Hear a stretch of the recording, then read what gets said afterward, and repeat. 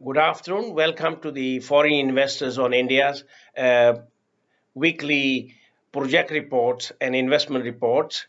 We have Hong Kong and Shanghai Banking's senior executive telling us that banks are now in a very hectic pace in supporting India's $1.75 trillion worth of renewable energy projects.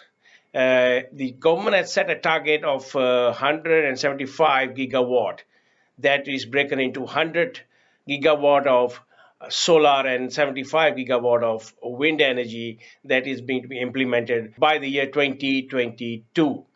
Financing is very competitive by local banks, but international banks are finding a niche way to join this massive development, and there's a confidence that projects are being implemented by the central government and the state governments.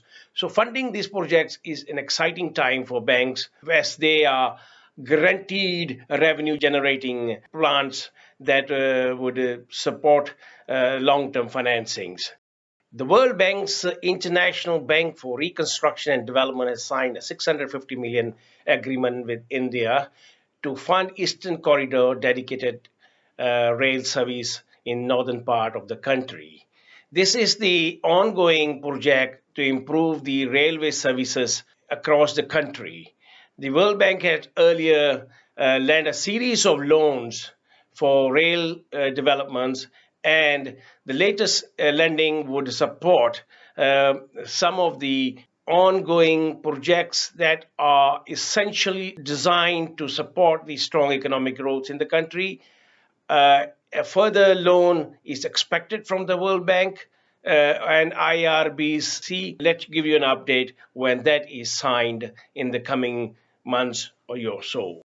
The National Water Agencies has secured 19,702 crore of loan for various irrigation projects that would support the development of farming sector across the country.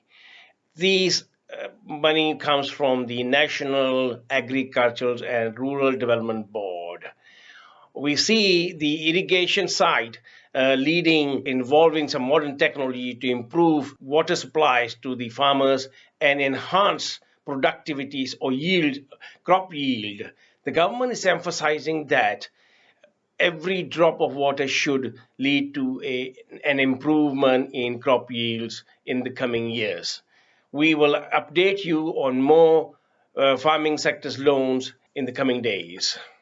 An ultra deep tunnel, some 20 kilometers long from Bombay to Thane seafront, would commence the work on a 500 kilometers Mumbai to Ahmedabad high-speed rail project. This was reported by the Japan International Consultants for Transportation, who are providing engineering design for the project.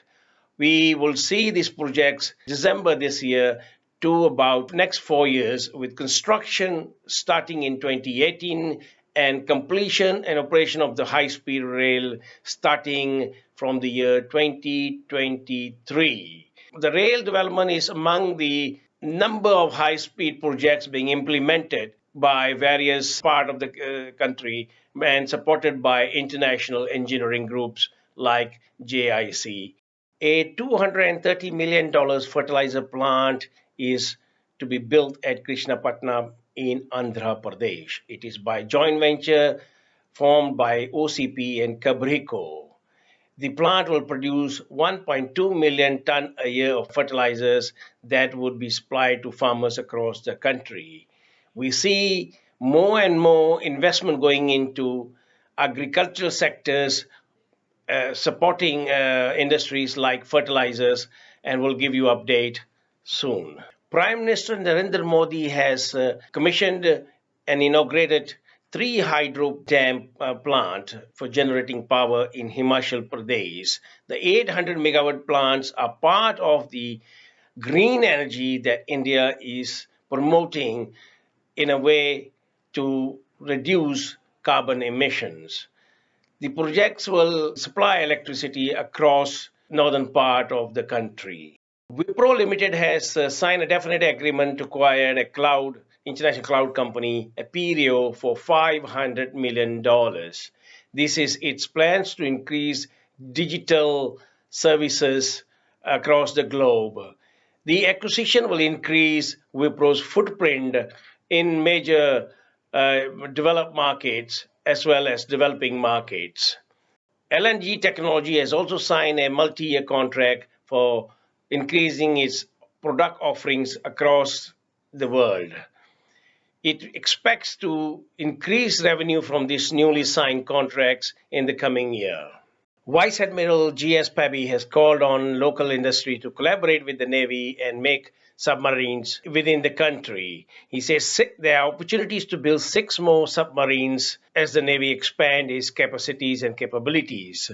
With this, we end this week's report, and you can read more about all these contracts and projects and financings at Foreign Investors on India, or visit our website fii-news.com. Thank you. The objective is to report on the massive development. We will start with how Indian